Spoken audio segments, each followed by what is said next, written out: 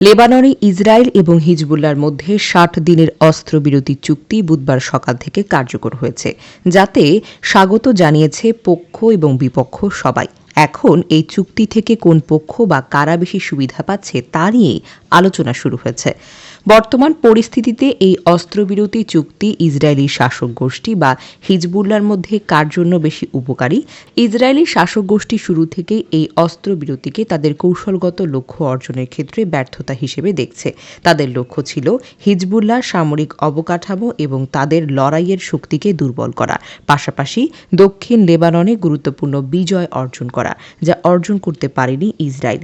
তাই এই অস্ত্রবিরতি চুক্তিকে ইসরায়েলের জন্য একটি বড় ব্যর্থতা হিসেবে বিবেচিত হচ্ছে।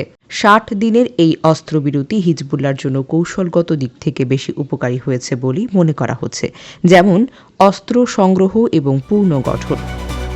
ইসরায়েলের জন্য অস্ত্র সংগ্রহ কখনো সমস্যা হয়ে দাঁড়ায়নি, কারণ মার্কিন অস্ত্রাগার থেকে তাদের প্রয়োজনীয় সরঞ্জাম কয়েকদিন পরপরই সরবরাহ করা হচ্ছে। অন্যদিকে হিজবুল্লাহ নতুন অস্ত্র সংগ্রহ এবং ব্যবহারে কঠোর বাধার সম্মুখীন হয়েছে। সেক্ষেত্রে যদি এই অস্ত্রবিরতি হিজবুল্লাহকে পুনর্গঠন এবং পুনঃসজ্জিত হওয়ার সুযোগ দেয়, তবে তারা বৃহৎ উপকার লাভ করবে।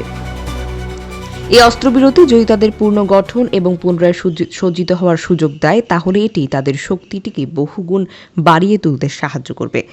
ইসরায়েলি বিশ্বাসযোগ্যতার অভাব এবং হিজবুল্লাহর প্রস্তুতি। ইসরায়েলি শাসক গোষ্ঠী চুক্তি নামার বিষয়ে কখনো বিশ্বাসযোগ্য মনে করা হয়নি। ২০০৬ সালে হওয়া অস্ত্রবিরতি চুক্তি লঙ্ঘনের সংখ্যা ৩০,০০০-এরও বেশি। তাই হিজবুল্লাহও তাদের প্রতিপক্ষ সম্পর্কে সচেতন এবং অস্ত্রবিরতি থাকা সত্ত্বেও সর্বদা সতর্ক থাকবে। ইসরায়েলের প্রতিশ্রুতির ওপর তাদের কোনো আস্থা নেই এবং তারা যে কোনো পরিস্থিতিতে দ্রুত প্রতিক্রিয়া জানানোর জন্য প্রস্তুত। লেবাননে অস্ত্রবিরতির ফলে একটি সম্ভাবনা তৈরি হল যে নির্দিষ্ট শর্তে এই সামরিক অস্ত্রবিরতি দক্ষিণ লেবানন থেকে গাজার দিকেও সম্প্রসারিত হতে পারে। এই পরিস্থিতিতে প্রতিরোধ অক্ষ অস্ত্রবিরতির সুবিধা ব্যবহার করে একটি বৃহত্তর সামরিক ও কূটনৈতিক উদ্যোগ নিতে পারে। এই অস্ত্রবিরতির সুবিধা নিয়ে হিজবুল্লাহ নিজেদের দ্রুত এবং দৃঢ়ভাবে পুনর্গঠন শুরু করবে। অন্যদিকে ইসরায়েল আরও গভীর মানসিক এবং কৌশলগত সংকটে প্রবেশ করছে। এদিকে অস্ত্রবিরতির ঘোষণার পরপরই ইসরায়েলের প্রধানমন্ত্রী বেনিয়ামিন নেতানিয়াহুর বিরুদ্ধে তীব্র সমালোচনা এবং ক্ষোভ প্রকাশ পেয়েছে। ইসরায়েলের বিভিন্ন রাজনৈতিক দল এবং ব্যক্তিত্ব তাকে কড়া ভাষায় আক্রমণ করছেন। অন্যদিকে নেতানিয়াহুর নীতির কারণে অধিকৃত অঞ্চলের বাসিন্দাদের মধ্যে হতাশা এবং ক্ষোভ বৃদ্ধি পেয়েছে। একাধিক জনমত জরিপে দেখা গেছে যে অধিকৃত অঞ্চলের বাসিন্দারা নেতানিয়াহুর নীতিতে হতাশ এবং ক্ষুব্ধ। পরিশেষে এই অস্ত্রবিরতি হিজবুল্লাহকে তাদের সামরিক শক্তি পুনর্গঠনের একটি বিরল সুযোগ এনে দিয়েছে। অন্যদিকে ইসরায়েল অভ্যন্তরীণ চাপ এবং কৌশলগত সংকটে নিমজ্জিত হয়েছে। হিজবুল্লাহ এই সময়টাকে তাদের শক্তি বৃদ্ধির জন্য ব্যবহার করবে।